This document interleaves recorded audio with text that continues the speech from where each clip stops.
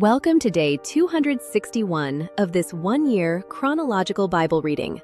Today's passage is from Ezra 4-6 and Psalm 137. Ezra, chapter 4. Now, when the adversaries of Judah and Benjamin heard that the children of the captivity were building a temple to the Lord, the God of Israel, they came near to Zerubbabel and to the heads of fathers' households and said to them, "Let us build with you, for we seek your God as you do. And we have been sacrificing to him since the days of Esarhaddon, king of Assyria, who brought us up here." But Zerubbabel, Jeshua, and the rest of the heads of fathers' households of Israel said to them, "You have nothing to do with us in building a house to our God. But we ourselves together will build to the Lord, the God of Israel, as King Cyrus, the king of Persia, has commanded us." Then the people of the land weakened the hands of the people of Judah and troubled them in building. They hired counselors against them to frustrate their purpose all the days of Cyrus, king of Persia, even until the reign of Darius, king of Persia. In the reign of Ahasuerus, in the beginning of his reign, they wrote an accusation against the inhabitants of Judah and Jerusalem. In the days of Artaxerxes, Bishlam, Mithridath, Tabeel, and the rest of his companions wrote to Artaxerxes, king of Persia, and the writing of the letter was written in Syrian and delivered in the Syrian language. Rehum the chancellor and Shimshai the scribe wrote a letter against Jerusalem to Artaxerxes the king as follows. Then Rehum the chancellor, Shimshai the scribe, and the rest of their companions, the Denites and the Apharsachites, the Tarpolites, the Apharsates, the Archavites, the Babylonians, the Shushankites, the Dehites, the Elamites, and the rest of the nations whom the great and noble Osnappar brought over and settled in the city of Samaria, and in the rest of the country beyond the river, and so forth, wrote. This is the copy of the letter that they sent. To King Artaxerxes, from your servants, the people beyond the river, be it known to the king that the Jews who came up from you have come to us to Jerusalem. They are building the rebellious and bad city, and have finished the walls and repaired the foundations. Be it known now to the king that if this city is built and the walls finished, they will not pay tribute, custom, or toll, and in the end it will be hurtful to the kings. Now because we eat the salt of the palace, and it is not appropriate for us to see the king's dishonor, therefore we have sent and informed the king, that search may be made in the book of the records of your fathers. You will see in the book of the records, and know that this city is a rebellious city, and hurtful to kings and provinces, and that they have started rebellions within it in the past. That is why this city was destroyed. We inform the king that if this city is built and the walls finished, then you will have no possession beyond the river. Then the king sent an answer to Rehum the chancellor, and to Shimshai the scribe, and to the rest of their companions who live in Samaria, and in the rest of the country beyond the river. Peace. The letter which you sent to us has been plainly read before me. I decreed, and search has been made, and it was found that this city has made insurrection against kings in the past, and that rebellion and revolts have been made in it. There have also been mighty kings over Jerusalem who have ruled over all the country beyond the river, and tribute, custom, and toll was paid to them. Make a decree now to cause these men to cease, and that this city not be built until a decree is made by me. Be careful that you not be slack doing so. Why should damage grow to the hurt of the kings? Then, when the copy of King Artaxerxes' letter was read before Rehum, Shimshai the scribe, and their companions, they went in haste to Jerusalem to the Jews, and made them to cease by force of arms. Then work stopped on God's house, which is at Jerusalem. It stopped until the second year of the reign of Darius, king of Persia. Ezra, chapter 5. Now the prophets, Haggai the prophet, and Zechariah the son of Iddo, prophesied to the Jews who were in Judah and Jerusalem. They prophesied to them in the name of the God of Israel. Then Zerubbabel the son of Shealtiel and Jeshua the son of Jozadak rose up and began to build God's house which is at Jerusalem. And with them were the prophets of God helping them. At the same time, Tatnai, the governor beyond the river, came to them, with Shethar-bozenai and their companions, and asked them, "Who gave you a decree to build this house and to finish this wall?"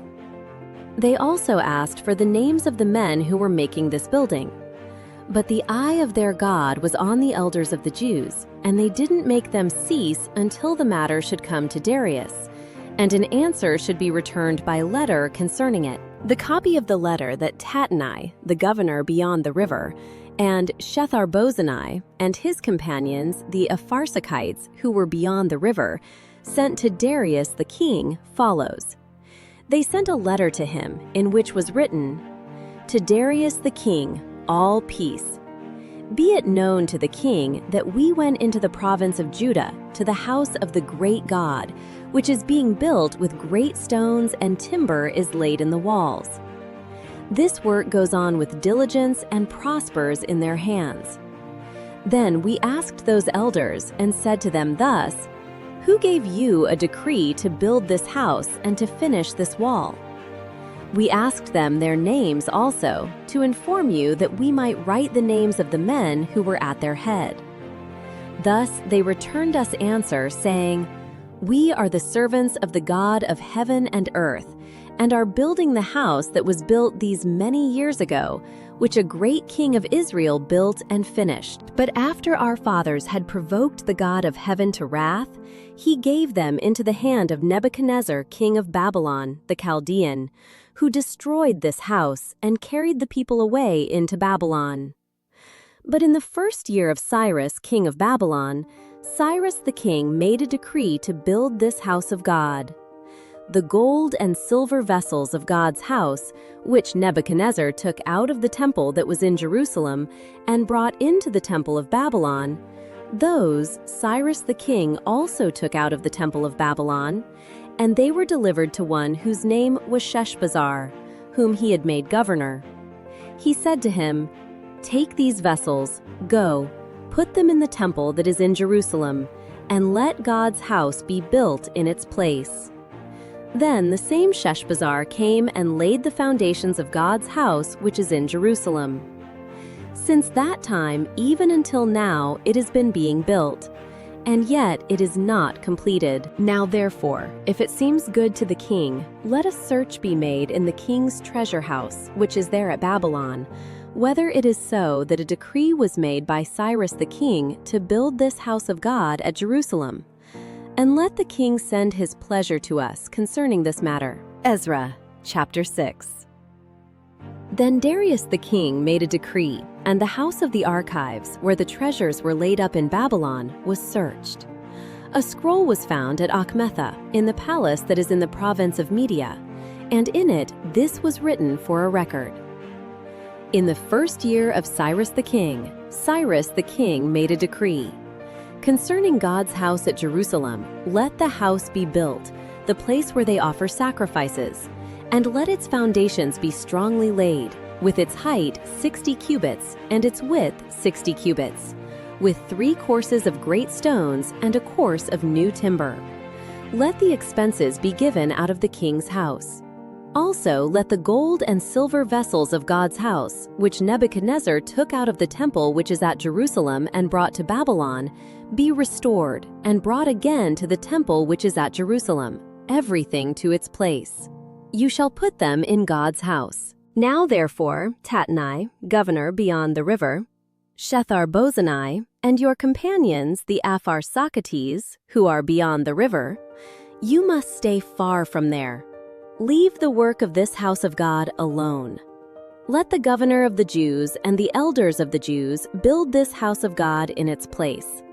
Moreover, I make a decree regarding what you shall do for these elders of the Jews for the building of this house of God, that of the king's goods, even of the tribute beyond the river, expenses must be given with all diligence to these men, that they not be hindered.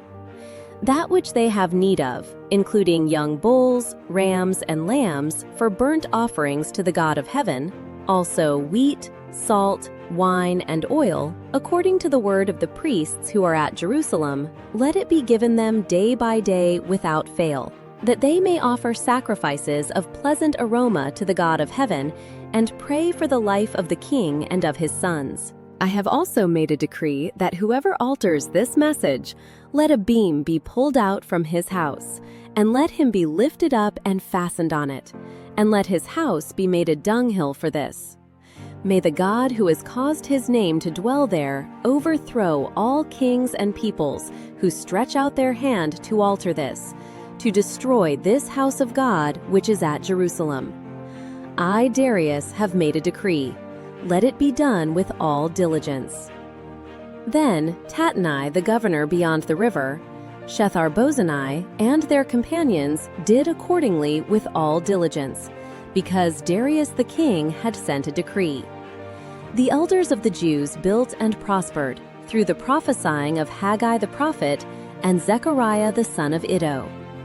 They built and finished it according to the commandment of the God of Israel, and according to the decree of Cyrus, Darius, and Artaxerxes, king of Persia. This house was finished on the 3rd day of the month Adar, which was in the 6th year of the reign of Darius the king. The children of Israel, the priest, the Levites, and the rest of the children of the captivity kept the dedication of this house of God with joy. They offered at the dedication of this house of God 100 bulls, 200 rams, 400 lambs, and for a sin offering for all Israel, 12 male goats, according to the number of the tribes of Israel. They set the priest in their divisions and the Levites in their courses for the service of God which is at Jerusalem, as it is written in the book of Moses. The children of the captivity kept the Passover on the 14th day of the 1st month. Because the priests and the Levites had purified themselves together, all of them were pure. They killed the Passover for all the children of the captivity, for their brothers the priests, and for themselves. The children of Israel who had returned out of the captivity, and all who had separated themselves to them from the filthiness of the nations of the land to seek the Lord, the God of Israel, ate, and kept the feast of unleavened bread 7 days with joy, because the Lord had made them joyful, and had turned the heart of the king of Assyria to them, to strengthen their hands in the work of God, the God of Israel's house. Psalm chapter 137. By the rivers of Babylon, there we sat down. Yes, we wept when we remembered Zion. On the willows in that land we hung up our harps. For there, those who led us captive asked us for songs. Those who tormented us demanded songs of joy. Sing us one of the songs of Zion. How can we sing the Lord's song in a foreign land? If I forget you, Jerusalem, let my right hand forget its skill. Let my tongue stick to the roof of my mouth if I don't remember you, if I don't prefer Jerusalem above my chief joy. Remember, Lord, against the children of Edom in the day of Jerusalem, who said, raise it even to its foundation. Daughter of Babylon, doomed to destruction. He will be happy who repays you as you have done to us. Happy shall he be who takes and dashes your little ones against the rock. Thank you for joining. If you have been blessed by this, please like, subscribe, and share this joy with others. God bless.